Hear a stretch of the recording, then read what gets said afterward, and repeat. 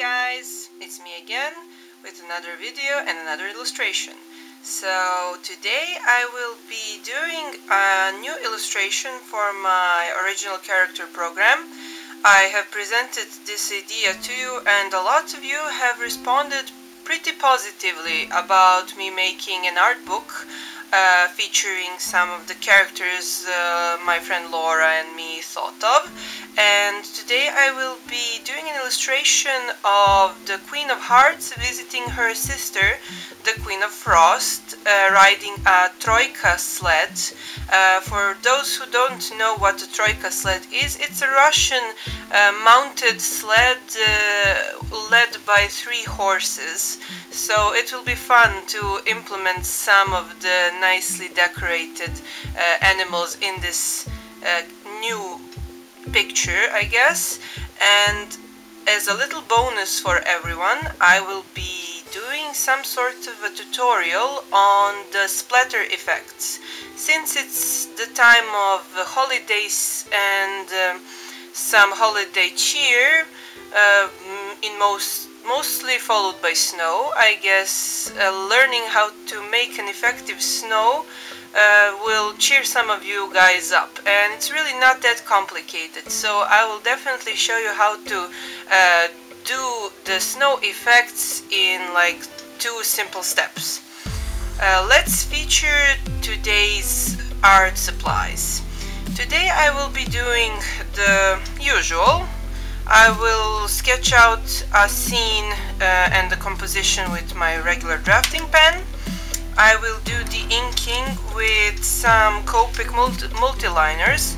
I have a 0.03 multiliner and a 0.5 multiliner. These two are the thinnest lines I have, because the scene will be full of details like sled and 3 horses and 2 characters, the Queen and her husband, the King of Hearts, inside the sled, and the forest behind them. So when you do a lot of details in an illustration, you definitely need thinner lines. Next, for some black special effects and details, I will be using my favorite black Fude brush pens. And to erase the initial lines, I will be using my Maped Softy eraser I use the most, and I will clean it up with this Deleter feather broom. As for my coloring tools, I have these Copic sketches and I have a special brush. I will explain its role right now after I tell you what shades of Copic sketches I will be using. Let's see, we have E00 for skin, I always use that. We have E13 for shading the skin. We have for white fur and some creamy white surfaces and shades, we have double W2 and W3. I use them a lot for some discrete white shapes and discrete creamy shadows. As for the background, I will be trying to make a simple but as most effective background yet. It's really simple to make. I will explain it after I tell you about the tools. I will be using for the background my Neutral 4, Neutral 6 and Neutral 8. These came in a 6-pack of Copics for gray shades, along with one of the Copic multiliners. So it's a really nice set. I really like that set, and a lot of you have asked me about the those big Copic sets. To be perfectly honest, I started this channel with almost no Copics. I only have to thank my supporters for having such a big Copic collection. Without you guys, I wouldn't be able to even show the Copic illustrations. So thank you a lot once more. And what I am going to tell you is, don't waste your money buying those huge 300 Copic sets, because there is a lot of Copic colors you will never use. There are like 5,000 shades of skin tones and blush tones and pinkies and whatever.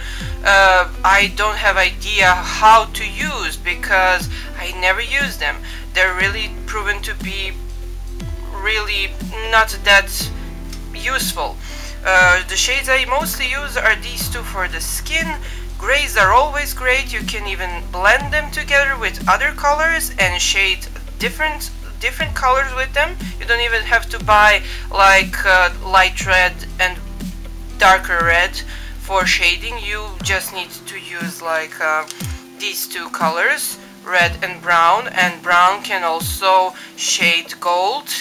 And you can improvise. There is no use for buying huge amount of different Copics because you will run out of them sooner or later and have to buy as many refills, and refills are really expensive. So the last three Copics I'm going to show you that I will be using today are Lipstick Red R29 and Copper E18 for shading red, and also for shading the gold Copic, one of my latest favorites, Y28 Lionette Gold. So, what I wanted to tell you about today's drawing is a special technique I will be using. The technique is actually a technique of splatter effects. So I have this little bottle filled with white paint. It's titanium white. Don't use any other white if you want to have a bright white effect. Only titanium white can provide you with the best results. I buy them at the art supply stores at 1 kilogram. It's like a huge bottle. It's like a bottle of Coca-Cola, you know. Not the drug, I'm not into that stuff, so don't get me wrong. And for the splatter effects, for snow effects, for star effects, for any kind of tiny dots you thought you maybe could tap one by one, no, don't try to do that. I did that only once and it took like 3 hours of my time, so no. The only thing you need to have is some titanium white paint, and you have to have one of these brushes. This is, you can see the brush, it's like squished on one side. I don't know how you call this brush in English, so forgive me. This is a great brush for splatter effects because when you dip it in the white paint, you use it as a slingshot. A lot of you ask me how I managed to make snow effects, stars effects, and all those tiny dots. You just, of course, be prepared to dirty your hands, get splattered all over your clothes, all over your desks, so be prepared. Protect your table. I always tell people, protect your table from firstly the bleeding of the Copics, because they do bleed if you use a regular paper, even thicker papers. So always use protection or work on a table you can easily clean up afterwards. Also, when you do splatter effects, don't wear new fancy clothes, wear something ragged, something that can be easily cleaned or washed. Use a protective surface. You can use old newspapers, and old newspapers can protect your table. Then when you're done, you can just roll up the papers and throw them in the trash. So white paint, this kind of brush, you dip the brush in the paint and then you use it like a slingshot. It will fire the splatter all over your drawing. If you don't want some parts of the drawing to be splattered over, you can always use some tape which you have used on your like clothes or pants. How does it work? Well, I can show you. You can take any regular duct tape, then use your clothes and try to stick it to the clothes, then unstick it, and do that several times. When its glue from the other side is weakened, then you can mildly cover the part of the drawing you don't want to be splattered over, and then you can just remove it when you're done splattering. One more tip: don't remove the tape until the paint you use to splatter the image over, until that paint is dried, because you can sometimes smudge the paint with your hands or fingers or the tape and make a mess.